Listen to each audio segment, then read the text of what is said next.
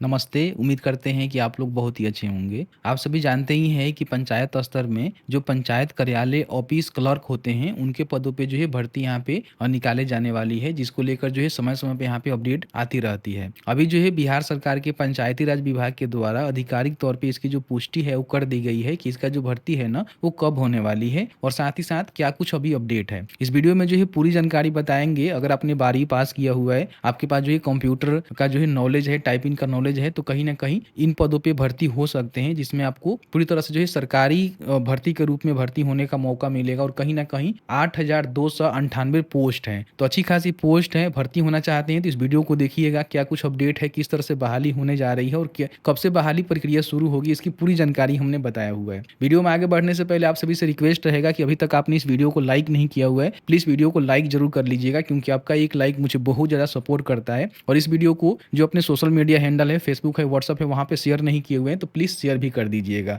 चलिए आज का वीडियो शुरू करते हैं। रिगार्डिंग हम बात कर लेते हैं तो अभी आप देखेंगे आधिकारिक तौर पे इसकी जानकारी निकल के आ चुकी है पंचायती राज डिपार्टमेंट का जो एक्स अकाउंट है उनके द्वारा। ठीक है, बताया गया है कि लगभग 8,298 पदों पे भर्ती होने वाली है, क्योंकि इससे पहले आप देखे होंगे कि 8,093 पोस्ट ही रखे गए थे, लेकिन कहा गया था कि इसमें रिक्तियाँ जो है बढ़ भी सकती है, घट भी सकती है। तो इसका जो रोस्टर क्लियरेंस हुआ है तो इसमें देखेंगे तो 8,298 पदों पे भर्ती होने जा रही है, जिसके लिए देख सकते हैं कि सामान्य प्रशासन विभाग के बाद रोस्टर क्लियरेंस होने के उपरांत जो भी विभाग है ना, इनका जो अधियाचना है बीएसएससी को, यानी कि बिहार कर्मचारी चयन आयोग को भेज दी है। अब आपका जो नोटिफिकेशन है बीएसएससी के द्वारा जारी होगा और ऑनलाइन आवेदन होगा, जिसके माध्यम से आप जो है फॉर्म को भर के अपना जो भर्ती है वो ले सकते हैं। अब इसमें भर्ती होने के लिए देखिए कंपटीशन का एग्जाम आपको देना होगा, तो सभी जानकारी हम इस वीडियो में कवर करेंगे कि किस तरह से भर्ती होने वाली है, क्वालिफिकेशन क्या कुछ रहने वाले हैं और किन किन बातों का विशेष रूप से ध्यान रखना है, कौन कौन से जो डॉक्यूमेंट है ना आपको रेडी करके रखने हैं। ठीक है, इसमें देखेंगे तो इसी के आधार पे जो है पेपर के माध्यम से जानकारी यहाँ पे निकल के आई हुई है कि निम्न वर्गीय लिपिक के 8,298 पदों पर होगी बहाली, अधियाचना यहाँ पे बीएसएससी को भेज दी गई है। ठीक है, अब इसमें देखेंगे बताया गया है कि पंचायती राज विभाग ने निम्न वर्गीय लिपिक के 8,298 पदों पर नियुक्ति को लेकर सामान्य प्रशासन विभाग से रोस्टर क्लियरेंस होने के बाद इसका जो अधियाचना है बीएसएससी को भेज दी है। ठीक है, अब बीएसएससी क्या करेगा कि अपने स्तर से जो है नोटिफिकेशन जारी करेगा, ऑनलाइन आवेदन आपको करना होगा, फिर इसका एग्जाम होगा। ध्यान रखिएगा कि अभी जो है विधानसभा चुनाव है, तो इससे पहले इसका जो नोटिफिकेशन है ना आ जाएगा, लेकिन एग्जाम इतना जल्दी नहीं होगा, इन बातों को ध्यान रखिएगा, क्योंकि अभी देखेंगे तो बीएसएससी में जो है 2 एग्जाम अभी पेंडिंग आपको देखने को मिलेगा। सीजीएल का भी आई थिंक यहाँ पे पेंडिंग है और साथ ही साथ जो इंटर स्तरीय का आपका एग्जाम है ना वो भी यहाँ पे होने वाला है, जो कि अभी पेंडिंग है।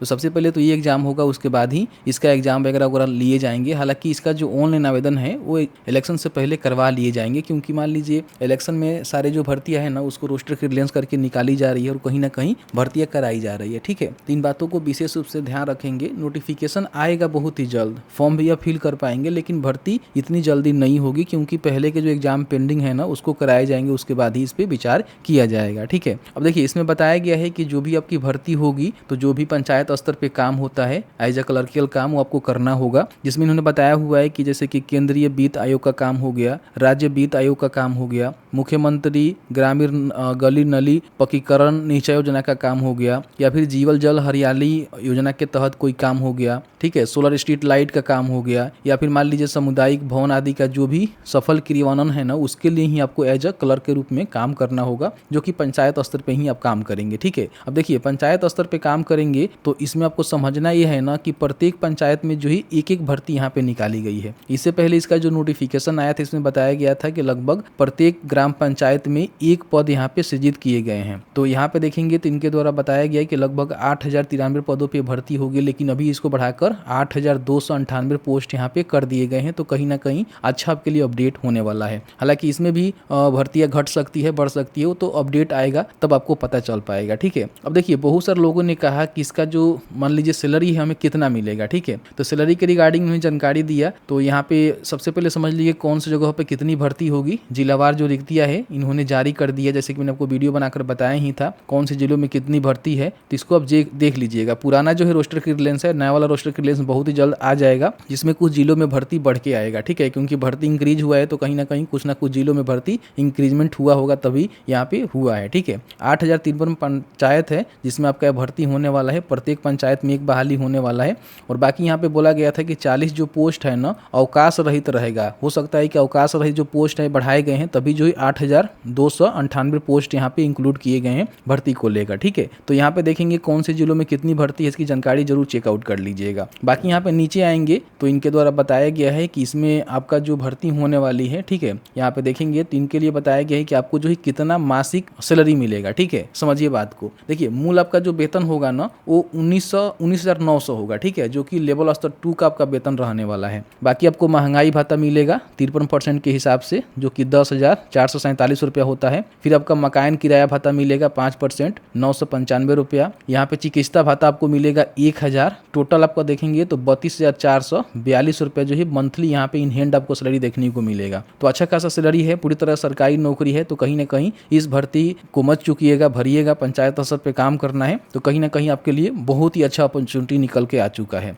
अब इसका जो भर्ती होने वाला है, जो भी इनका अधिसूचना जारी किया गया है, जैसे कि आप सभी जानते ही हैं कि कैबिनेट में इसकी स्वीकृति मिली। स्वीकृति के बाद कहा गया है कि जो भी हमने नियमावली बनाया हुआ है, जो कि यहाँ पे 2018 जो नियमावली बनी हुई है ना, उसी के आधार पे भर्ती कराई जाएगी। ठीक है, अब इसमें देखिए विशेष रूप से बहुत सारे लोग ऐसे हैं ना जो कि ये समझ नहीं पा रहे हैं कि इसमें भर्ती किस तरह से होगा। ठीक है, तो सबसे पहले समझिए कि इसका जो भर्ती होगा बिहार स्टाफ सिलेक्शन कमीशन के माध्यम से कराई जाएगी, जिसके माध्यम से आपको ऑनलाइन जो है फॉर्म को भरना होगा। ठीक है, फॉर्म को भरेंगे, फिर आपका जो है कंपटीशन का एग्जाम होगा सिलेबस को लेकर। जैसे कि मान लीजिए सिलेबस क्या रहेगा, एग्जाम पैटर्न क्या रहेंगे, उसके लेकर हम बहुत ही जल्द वीडियो लेकर आ रहे हैं, जिसमें बताएंगे कि इसका जो सिलेबस है और एग्जाम पैटर्न है वो क्या कुछ रहेंगे, जिसके आधार पर आप तैयारी कर पाएंगे। ठीक है, बाकी यहाँ पे नीचे आएंगे तो बताया गया है कि आपका जो भर्ती होगा निम्न वर्गीय लिपिक के रूप में भर्ती होगा, जो कि मूल कोटि का पोस्ट होगा। इसमें प्रमोशन का भी चांस आपको देखने को मिलेगा। प्रथम प्रमोशन पे आप उच्च वर्गीय लिपिक बन सकते हैं, फिर प्रधान लिपिक और उसके बाद कार्यालय अधीक्षक तक आप बन सकते हैं, ऑफिस सुप्रीडेंट तक आप बन सकते हैं। ठीक है, तो प्रमोशन आपका अच्छा खासा इसमें होने वाला है। ठीक है,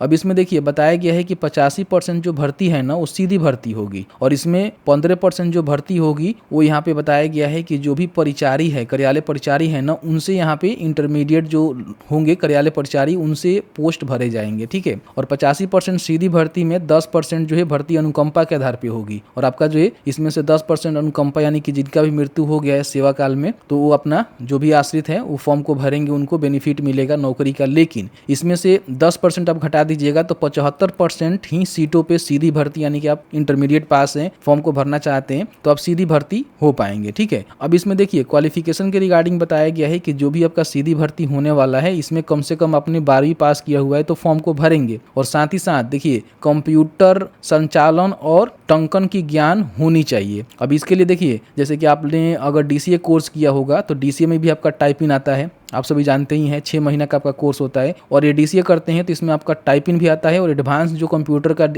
मतलब चीज़ें होता है आपको बता दिया जाता है, जो कि 1 साल का होता है। तो अगर आपने एडीसीए किया होगा तो कहीं ना कहीं एडीसीए सर्टिफिकेट आपसे मांग सकता है, क्योंकि बेसिक नॉलेज और साथ ही साथ यहाँ पे कंप्यूटर टंकन यानी कि टाइपिंग एडीसीए में आ जाता है। ठीक है, तो अगर आपने एडीसीए कर रखा हुआ है तो आपके लिए बेहतर है। बाकी अपना जो टाइपिंग है ना उसको भी आप थोड़ा सा प्रेस्टिक करिएगा, इसलिए क्योंकि इसमें टाइपिंग जो है जरूरी होगा, क्योंकि मान लीजिए क्लर्क का पोस्ट है और टंकन का ज्ञान यहाँ पे कहा गया है, तो कहीं ना कहीं टाइपिंग आपसे पूछेगा, टाइपिंग आपसे लेगा, समझिएगा इन बातों को। ठीक है, एग्जाम क्वालिफाई करेंगे तो फिर आपका टाइपिंग भी ले सकता है। ठीक है, बिना टाइपिंग की भर्ती नहीं होगी, तो जो भी अपना हिंदी और इंग्लिश टाइपिंग है उसको मजबूत कर लीजिएगा आप लोग। ठीक है, अगर भर्ती होना चाहते हैं तो, एक्चुअल में आप सीरियस एप्लीकेंट है, भर्ती होना चाहते हैं तो। ठीक है, तो ध्यान रखिएगा, अगर आपने 10+2 यानी कि 12वीं पास कर लिया हुआ है तो फॉर्म को भरेंगे, आपके पास कंप्यूटर की नॉलेज और साथ ही साथ टाइपिंग होनी चाहिए, तो इस पर आप विशेष रूप से ध्यान दीजिएगा।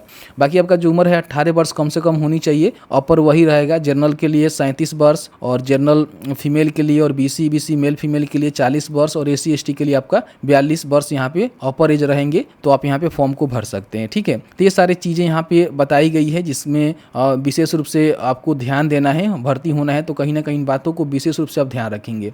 आप लोग कहेंगे कि इसका जो भर्ती है वो कब तक आ सकती है। देखिए आपको बता दें कि अभी आप देखेंगे तो इसका जो अधियाचना है बिहार कर्मचारी चयन आयोग को भेज दी गई है, तो आयोग क्या करता है कि इसकी पूरी एक गाइडलाइन के आधार पे जो है नोटिफिकेशन तैयार करता है। ठीक है, और नोटिफिकेशन तैयार कर लेगा, ऑनलाइन आवेदन करने का जो फॉर्म का जो मान लीजिए वेबसाइट है उसको तैयार कर लेगा, तो बहुत ही जल्द इसका नोटिफिकेशन जारी कर देगा, जो कि बीएसएससी के द्वारा ही आपको देखने को मिलेगा, और उस नोटिफिकेशन के आधार पर अगर आप इच्छुक हैं, योग्य हैं, तो फॉर्म को भर सकते हैं। फॉर्म भरने के लिए और पूरी जानकारी के लिए आपको जो है शिक्षा बिंदु पे आना होगा, जहाँ पे सभी जानकारी आपको समय पे अपडेट कराई जाती है। यहाँ पे देखेंगे बिहार पंचायत क्लर्क वैकेंसी का जो है लिंक आपको आपको देखने को मिलेगा, जिसमें क्लिक करके जो भी इनका जिलावार सीटें हैं उसकी जानकारी यहाँ से देख सकते हैं। बाकी इनका जो भी प्रेस नोट है आप यहाँ से देख सकते हैं, और जो भी इनका 2018 का नियमावली है आप यहाँ पे क्लिक करके चेकआउट कर सकते हैं। ठीक है, तो इस तरह से सारे चीज़ों को यहाँ पे देखने को मिलेगा। और जैसे ही आवेदन शुरू होगा तो यहाँ से आवेदन का भी लिंक मिल जाएगा। बाकी इनका नोटिफिकेशन जारी होता है तो उसका भी लिंक उपलब्ध करवा देंगे और अलग से वीडियो बना देंगे। ठीक है, तो इस तरह से मैंने जो है पूरी जानकारी बताया, जो भी अपडेट था उसके आधार पर मैंने आपको बता दिया कि बहुत ही जल्द इसका जो नोटिफिकेशन है, मुझे लग रहा है कि इस मंथ में तो आई थिंक पॉसिबल नहीं हो पाएगा, लेकिन अगली मंथ में इसका नोटिफिकेशन जारी हो सकता है। हालांकि आधिकारिक पुष्टि कहीं भी अभी बीएसएससी के द्वारा नहीं किया गया है, लेकिन जैसे ही गाइडलाइन भेजा जाता है तो कहीं ना कहीं आयोग क्या करता है कि उसकी एक नोटिफिकेशन बनाकर जारी करता है और भर्ती प्रक्रिया करा लेता है। ठीक है, तो इस तरह से सारे जानकारी हमने आपको बहुत ही आसान भाषा में समझाने की कोशिश किया हुआ है। आपके मन में कोई भी सवाल होगा इस वीडियो से रिलेटेड हमें जरूर बताइएगा। और बाकी इसमें डॉक्यूमेंट क्या रिक्वायर्ड होंगे उसके लिए हम अलग वीडियो लेकर आएंगे, और एग्जाम का जो सिलेबस है और जो भी पैटर्न है ना उसके लिए हम अलग से वीडियो लेकर आ रहे हैं, आपको बताएंगे किस तरह से अपना जो एग्जाम सिलेबस वगैरह है उसको देखना है। तो बस आज की इस वीडियो में इतना ही। वीडियो थोड़ा सा अच्छा लगा है तो प्लीज़ वीडियो को लाइक जरूर करेंगे।